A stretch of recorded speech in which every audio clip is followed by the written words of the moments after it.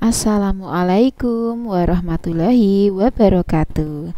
Sugeng enjing putra-putra, pripun kabare? Bu Guru dongaaken mugi-mugi putra-putra sinaosa sehat walafiat. Amin. Putra-putra, dinten iki wayahe sinau basa Jawa piwulangane bab kalih, yaiku dongeng kewan.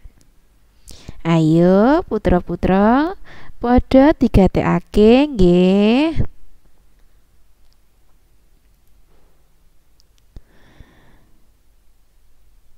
Iki gambar yen simbah putri lagi ndongeng nggih.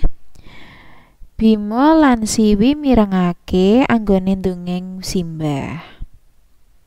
Apa simbahmu uga tau ndongeng? Apa dongenge? Apa kowe seneng ngrungokake dongenge simbah?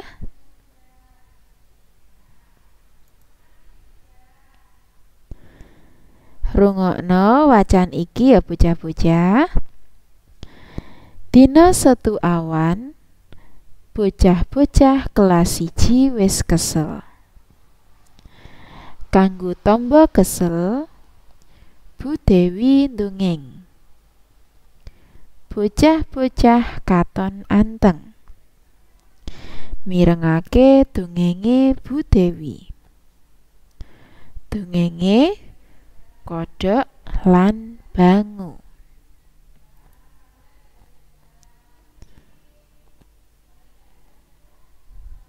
Bu Guru badhe maos dongeng kewan sing judule kodhok lan bangu nggih putra-putra.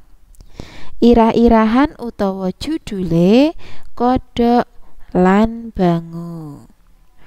Bocah-bocah utawi putra-putra saged nyimak lan maos sareng-sareng nggih. Wes suwe ora ana udan. Sendang asat banyune. Kodhok ing telaga iku nangis. Susah atine. Bangu teka arep nulungi kodhok. Kodhok arep diajak mabur. Digawa menyang sendang sing akeh banyune. Kodhok nyokot sikile bangu. Bangu pesen marang kodhok supaya kodhok aja omong. Kodhok seneng banget bisa melu mabur. Kodhok dadi lali pesene bangu. Kodhok malah guyu cekakaan. Akhire napa bocah-bocah? Kodhok tiba ing tengah alas. Nah, mengkono wau dongenge kodhok lan bangu nggih putra-putra. Yo sakniki putra-putra, saka dongeng wau awake dhewe iso sinau. Apa sing disinau coba? Ingkang nomor setunggal, sinau saka atine bangu kang apik. Ngerti yen koncone susah banjur gelem nulungi. Nulungi sinten? Nulungi si kodhok sing susah atine niki wau. Dadi bocah-bocah yen ngerti ana koncone sing susah, gek ndang dihibur utawi ditulungi utawi dibantu nggih. Niku wau ingkang nomor setunggal. Ingkang nomor kalih, sinau saking kodhok. Kodhok wau yen dipeseni ampun ken guyu utawi ken ngomong supaya mboten ucul, ananging pripun? Malah saking senenge kodhok dadi guyu. Akhire ucul saking sikile bango. Kodhok dadi cilaka. Tiba ana ing pundi nak? Tiba ana ing tengah alas. Dadi bocah-bocah yen dipeseni bapak, ibu, bu guru, pak guru, dieling-eling nggih. Dieling-eling napa to sing dipeseni wau supaya apa? Supaya ora cilaka.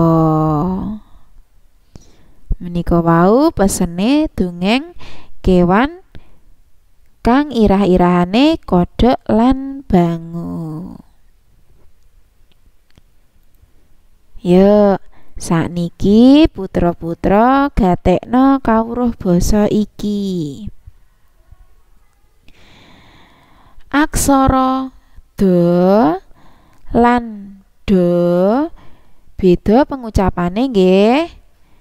Iki do, yen iki do. Yen do tuladhane dongeng, adus, wudun, dandang. Yen do tuladhane sendang, wedhus, mudhun, gedang. Makaten nggih. Yen iki do, yen iki do.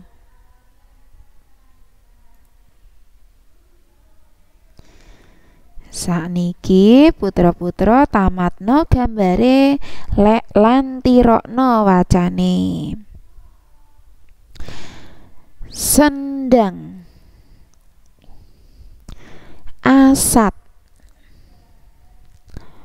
kodhok, bango, alas, nyokot, mabur, guyu.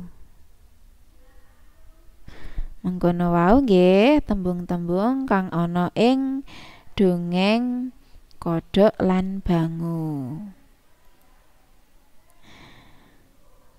Mekaten wau nggih putra-putra piwulang ing bab kalih niki. Matur nuwun sampun mirengake Bu Linda. Wassalamualaikum warahmatullahi wabarakatuh.